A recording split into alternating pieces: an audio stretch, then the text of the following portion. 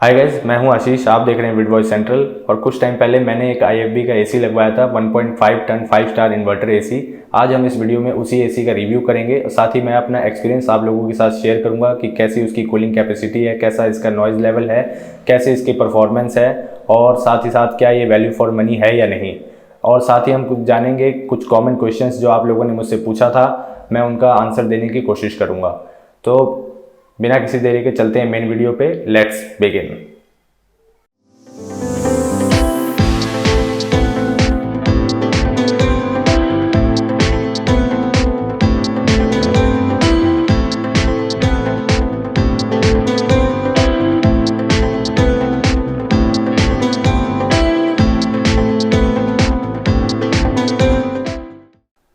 तो दोस्तों, रिव्यू पे जाने से पहले एक बेसिक चीज़ क्लियर कर लेते हैं कि एक इन्वर्टर एसी क्या होता है, वो कैसे काम करता है और क्या उससे बहुत ज़्यादा सेविंग्स होती है और कब आपको वो लगाना चाहिए और नहीं लगाना चाहिए। तो एक बार समझते हैं। जो मेन डिफरेंस एक इन्वर्टर और एक नॉन इन्वर्टर एसी में होता है वो है उसके कंप्रेसर के काम करने का तरीका। जो नॉन इन्वर्टर एसी होता है उसमें जो कंप्रेसर लगा होता है वो बस ऑन या ऑफ हो सकता है। जैसे हमने किसी एसी में required temperature 24 degree Celsius set कर दिया, तो जब वो 24 डिग्री सेल्सियस पे पहुंचेगा तब उसका कंप्रेसर बंद हो जाएगा। उसके बाद जब वो 1-2 डिग्री 3 डिग्री बढ़ेगा तब उसका कंप्रेसर दोबारा चालू होगा। तब आपका जो उसका कंप्रेसर है वो ऑन या ऑफ होता रहता है, जो आपके रिक्वायर्ड टेम्परेचर है उस हिसाब से। जबकि एक इन्वर्टर एसी में क्या होता है कि उसका जो कंप्रेसर है वो वेरिएबल स्पीड्स पे काम कर सकता है ताकि आपको एफिशिएंट और कांस्टेंट कूलिंग दे सके। और इसी कांस्टेंट कंप्रेसर स्पीड के कारण जो इलेक्ट्रिक कंजप्शन है वो थोड़ी कम होती है। कंप्रेसर बार बार ऑन या ऑफ नहीं होता तो पावर थोड़ा कम कंज्यूम होता है और आपका लगभग 25-30% सेविंग्स हो सकती है। अब बात करते हैं कब आपको इन्वर्टर एसी लेना चाहिए और कब नहीं लेना चाहिए। अगर आपकी वर्किंग एसी की पर डे 6 आवर्स से ज़्यादा है तो आपको एक इन्वर्टर एसी कंसिडर करना चाहिए। और एक सील्ड रूम या एक नॉर्मल रूम में आप रह रहे हैं तब। अगर आपका ज़्यादा बड़ा रूम है, लॉबी है, ज़्यादा वेंटिलेशन है, तो आप उस केस में इन्वर्टर एसी ना लें। उससे कोई ज़्यादा आपको सेविंग्स में फ़ायदा नहीं होगा और एसी भी उतनी अच्छी तरह से काम नहीं करेगा। वैसे तो इस एसी में काफ़ी फीचर्स मिल जाते हैं, लेकिन कुछ इंपॉर्टेंट फीचर्स मैं आपको एक्सप्लेन कर देता हूं। जैसे इसमें आपको 7 स्टेज एयर फिल्ट्रेशन टेक्नोलॉजी मिल जाती है, जिसमें आपको 7 अलग अलग तरह के एयर फिल्टर मिलते हैं, जिसमें 0.3 माइक्रोन का एयर फिल्टर सबसे इंपॉर्टेंट है। तो ये AC as a air filter या एयर प्योरीफायर भी आपको काम करता है। दूसरा सबसे इंपॉर्टेंट फीचर इसमें आपको मिल जाता है फायर प्रूफ ECB यानी इलेक्ट्रिक सर्किट बोर्ड। इसमें जो आपको इलेक्ट्रिक सर्किट बोर्ड ECB आपको मिलता है वो फायर प्रूफ है। इसके ECB में छोटा सा एयर वेंट दे रखा है जिससे उस गर्म नहीं होता और कूल रहता है और कोई शॉर्ट सर्किट वगैरह का खतरा नहीं बनता। तीसरी चीज़ जो मुझे इसकी पसंद आई वो है कि इसके आउटडोर यूनिट पे एक ऑटोमोटिव ग्रेड कोटिंग मिल जाती है जो इसको धूल मिट्टी बारिश वगैरह से प्रोटेक्ट करेगा, इसके कलर को लॉन्ग लास्टिंग रखेगा और कई बार मॉइस्चर की वजह से कुछ चिपचिपाहट जम जाती है, वो सब इसमें नहीं होगा। इसमें जो आपको पाइप्स मिलते हैं वो भी कॉपर कोटिंग के साथ आते हैं लॉन्ग लास्टिंग एंड ड्यूरेबिलिटी के लिए। इस एसी की जो कैपेसिटी है वो लगभग 5200 वॉट्स या फिर 1.5 टन की है। ये जनरली लोग इसे कहते हैं 1.5 टन की, लेकिन एक्चुअल में ये 1.48 टन की है। और इसकी जो ISEER रेटिंग है वो भी 4.7 है। इसका मतलब है जो कंपनी क्लेम करती है कि ये एक साल में minimum 853 units of electricity consume करेगी। तो आइए एक बार इसे टेस्ट करके देखते हैं।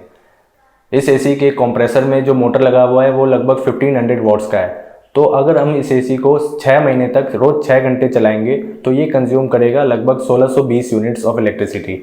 और अगर हम इसे 8 घंटे तक रोज 8 महीने तक चलाएंगे तो ये कंज्यूम करेगा 2880 यूनिट्स ऑफ इलेक्ट्रिसिटी। तो मैं आपको फटाफट से रिमोट के कुछ फीचर्स बता देता हूँ ताकि आपको एक बार आइडिया लग जाए क्या क्या फ़ीचर्स हमें देखने को मिलते हैं।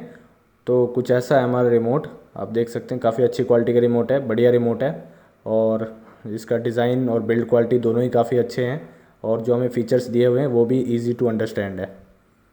तो एक बार मैं आपको इंडोर यूनिट डिस्प्ले के बारे में बता देता हूँ। यहाँ पर हमें 5 चीज़ें डिस्प्ले में देखने को मिलती है, जो है power, sleep, temperature display, timer और रन। तो और डिस्प्ले पैनल जो है वो डिम नहीं है, ठीक ठाक ब्राइटनेस के साथ आता है। तो सबसे पहले टॉप लेफ्ट कॉर्नर में आपको येलो कलर से highlighted power on off button मिल जाता है, जिससे आप नॉर्मल एसी को स्विच ऑफ या स्विच ऑन कर सकते हैं। फिर हमें टॉप राइट कॉर्नर में मिल जाता है ब्राइटनेस बटन जिससे आप रिमोट की लाइट स्विच ऑन या स्विच ऑफ कर सकते हैं ताकि अंधेरे में आपको कोई दिक्कत ना हो। नीचे की तरफ हमें 2 मोटे मैनुअली टेम्परेचर अप डाउन करने के बटन्स मिल जाते हैं। फिर हमारे पास है टाइमर बटन, जिससे हम एसी को ऑटोमेटिकली स्विच ऑन या स्विच ऑफ कर सकते हैं। फिर हमारे पास है सुपर मोड, जिसको दबाते ही आपका जो एसी है वो मिनिमम कूलिंग टेम्परेचर जो कि 16 डिग्री सेल्सियस है और मैक्सिमम फ़ैन स्पीड पे सेट हो जाएगा कूल मोड में। और अगर आपका एसी हीट मोड पे सेट है तो उसका maximum heating temperature 31 degree Celsius और मैक्सिमम फ़ैन स्पीड पे सेट हो जाएगा। तो ये बेसिकली आपके एसी से मैक्सिमम पावर अटेन करने के लिए है। फिर हमारे पास है हेल्थ मोड, जिसको स्विच ऑन करते ही आपका जो हेल्थ फंक्शन है वो ऑन हो जाता है, जिसमें बेसिकली आपका जो आयोनाइज़र है और प्लाज्मा जनरेटर वो ऑन हो जाता है। फिर हमारे पास है फ़ैन बटन, जिससे आप मैनुअली जो फ़ैन की स्पीड है वो ऑटो, लो, मीडियम और हाई पे सेट कर सकते हैं अपने अकॉर्डिंग। फिर हमारे पास है इको बटन, जिसको ऑन करते ही आपका इकोनॉमी मोड ऑन हो जाएगा और अगर आप इसको 2 सेकंड तक दबा के रखते हो तो एंटी माइल्ड्यू मोड ऑन हो जाता है इसका, जिसमें जो मॉइस्चर फॉर्मेशन है वो और भी कम हो जाता है। नेक्स्ट हमारे पास है स्लीप बटन, जिसको ऑन करते ही हमारा स्लीप मोड एक्टिवेट हो जाता है, जिसमें हमारा जो एसी है वो एक नॉर्मल कंफर्टेबल जोन या एक कंफर्टेबल टेम्परेचर क्रिएट करने की कोशिश करता है, ताकि आपका जो टेम्परेचर है वो बहुत ज़्यादा कम ना रहे या बहुत ज़्यादा हाई ना रहे। नेक्स्ट हमारे पास लेफ़्ट और राइट स्विंगिंग बटन है, जिससे आप उसको ऑन या ऑफ़ कर सकते हैं। नेक्स्ट हमारे पास अप डाउन स्विंगिंग बटन है, जिससे आप उसकी मूवमेंट को एक्टिवेट या डीएक्टिवेट कर सकते हैं। नेक्स्ट हमारे पास है मोड बटन, जिसमें आपको 5 अलग अलग तरह के मोड दिए गए हैं: फील, कूल, ड्राई, फ़ैन और हीट। हमारा जो पहला मोड है वो है फील मोड या ऑटो मोड, जिसमें आपका जो एसी है वो ऑटोमेटिकली चूज़ करता है temperature settings and fan speed based on your room temperature and environment. Next हमारे पास है कूल मोड, जिसमें आपका जो एसी है वो नॉर्मली कूलिंग पे सेट रहता है और जो ह्यूमिडिटी है वो भी रिड्यूस करता है एयर में से। थर्ड मोड जो हमारे पास है वो है ड्राई मोड। तो अगर आप किसी ऐसे जगह पे रहते हो जहाँ पे ह्यूमिडिटी बहुत ज़्यादा है तो आप इसे एक्टिवेट कर सकते हो। ये और भी ज़्यादा ह्यूमिडिटी हटाएगा आपके रूम से और उसे कंफर्टेबल बनाएगा। नेक्स्ट हमारे पास है फ़ैन मोड। इस मोड में आपका जो एसी है उसका कंप्रेसर बंद हो जाएगा और आपका जो नॉर्मल फ़ैन है सिर्फ वो ऑन रहेगा एसी का। तो अगर आपको सिर्फ फ़ैन की वर्किंग चाहिए तो आप इसे ऑन कर सकते हो। लास्ट हमारे पास है हीट मोड। तो इसमें आपका जो एसी है वो हॉट एयर प्रोड्यूस करता है और नॉर्मली हीटिंग पे सेट रहता है। तो आप सर्दियों में अगर एसी को चलाते हो तो आप इसे एक्टिवेट कर सकते हो। इसमें जो आपका मैक्सिमम टेम्परेचर है वो है 31 डिग्री सेल्सियस। तो अब बात करते हैं कुछ कॉमन क्वेश्चंस के बारे में जो आप लोगों ने मुझसे पूछा था। और सबसे पहला क्वेश्चन है कि आपने मित्सुबिशी या फिर ओ जनरल का एसी क्यों नहीं लिया, IFB का क्यों लिया, IFB ऐसा है वैसा है या फिर कुछ भी। तो मैं आपको सबसे पहले ये चीज़ बताना चाहूँगा कि आप इसे ओ जनरल, मित्सुबिशी वगैरह से कंपेयर ना करें। प्राइस के हिसाब से आप कोई भी चीज़ कंपेयर कर सकते हैं। जैसे आप आईफोन को एक रियलमी के फ़ोन से कंपेयर नहीं कर सकते, वैसे ही। तो मैं आपको एक बार ब्रांड की चेन बता देता हूँ कि कैसे वो अपने रेंज के हिसाब से काम करते हैं। जो ओ जनरल और मित्सुबिशी इलेक्ट्रिक है वो लगभग 50 to 60,000 रेंज में काम करती है। और अगर आपका उतना बजट है तो आपको कोई और कंपनी के बारे में देखने की ज़रूरत नहीं है, वो दोनों वैसे ही बेहतरीन कंपनियां हैं। और उससे नीचे अगर आपका बजट 40 to 50 के राउंड है तो आपके पास 2 कंपनियां हैं जो उन दोनों से नीचे आती है, वो है डाइकिन और हिटाची। वो दोनों कंपनियां भी लाजवाब है अगर आपका बजट 40 to 50,000 है। लेकिन आपका बजट अगर अंडर 40,000 है तो आप इस एसी को कंसिडर कर सकते हो। और उस समय जब आप देखोगे कि IFB का वॉशिंग मशीन में और इलेक्ट्रिकल अप्लायंसेस में जैसे माइक्रोवेव ओवन वगैरह है उसमें काफ़ी नाम है। तो अगर आपका बजट 40,000 के अंडर है या 40,000 के अप्रॉक्स है, वैसे तो इसका प्राइस 43,000 है प्लस इंस्टॉलेशन, लेकिन यहाँ पे आपको सबसे बढ़िया चीज़ ये मिल जाती है कि इंस्टॉलेशन फ्री है। और 43,000 में भी आप अगर थोड़ा रिसर्च करोगे तो आपको अप्रॉक्स 40, 41 या 39 या 38 में भी आपको ये एसी मिल जाएगा। तो उस रेंज में ये one of the best AC है जो ये फीचर्स प्रोवाइड करता है। शायद ही कोई एसी करता होगा उससे 5,000 10,000 फालतू में भी। और आपको एक बार IFB का ये एसी ज़रूर एक बार कंसिडर करना चाहिए। अगर आपके सारे फैक्टर्स मीट हो रहे हैं तो आपको एक बार ज़रूर देखना चाहिए इस एसी की तरफ। दूसरा सबसे कॉमन क्वेश्चन है कि क्या हमें स्टेबलाइज़र की ज़रूरत है अगर हम एक इन्वर्टर एसी यूज़ कर रहे हैं या फिर कोई भी एसी यूज़ कर रहे हैं। तो जी हाँ, बिल्कुल आपको एक स्टेबलाइज़र की ज़रूरत है, बिल्कुल है।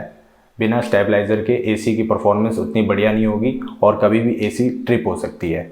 तो आप ज़रूर कोई भी एसी लगाएं, कितने भी टन का लगाएं, कितने भी वॉट का लगाएं, एक स्टेबलाइज़र बहुत ही नेसेसरी है।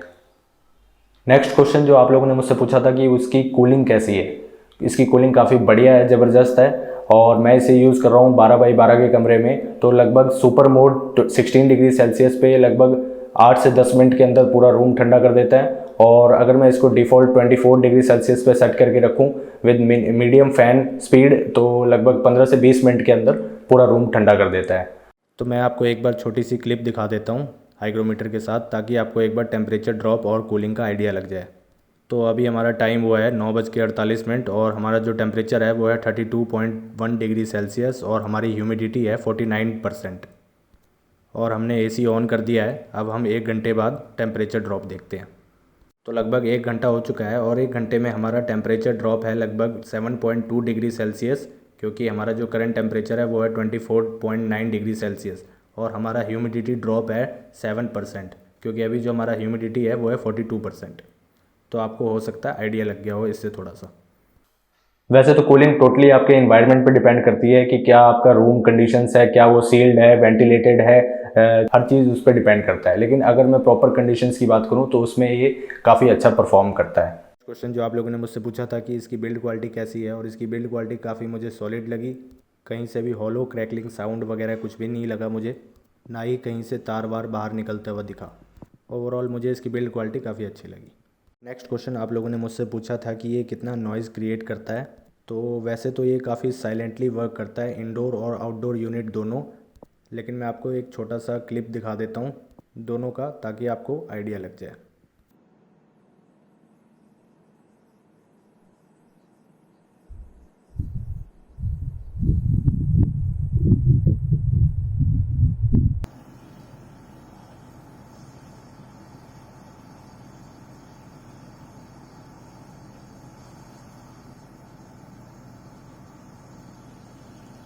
तो एक और इम्पॉर्टेंट क्वेश्चन के बारे में बात करें कि इसकी इलेक्ट्रिक कंजप्शन कैसी है, तो लगभग 6 से 7 घंटे की यूसेज में ये लगभग 8 से 9 यूनिट्स ऑफ इलेक्ट्रिसिटी कंज्यूम करता है। तो अब आ जाते हैं कंक्लूजन के ऊपर।